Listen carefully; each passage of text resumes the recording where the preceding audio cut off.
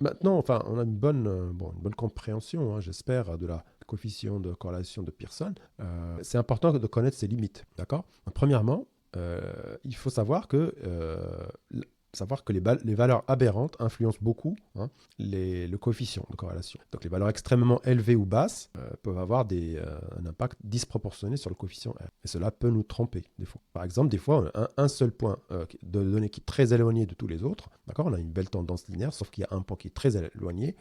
Ce point peut significativement augmenter ou diminuer le coefficient de corrélation, d'accord, suggérant qu'il y a une relation plus forte ou plus faible qu'elle ne l'est réellement entre les deux variables. Donc c'est important d'examiner les données pour les valeurs aberrantes, d'accord, et analyser ces points aberrants, est-ce que c'est des anomalies ou pas, etc., avant de faire l'analyse de corrélation. Alors deuxièmement, le principe de corrélation, j'arrête pas de le répéter, mais c'est important et c'est quelque chose qui revient souvent, le principe que la corrélation n'implique pas la causalité. Voilà. Donc une forte corrélation ne signifie pas que l'une des variables cause l'autre variable. D'accord. C'est bon à savoir aussi, c'est que en fait, le coefficient de Pearson ne détecte que les relations linéaires.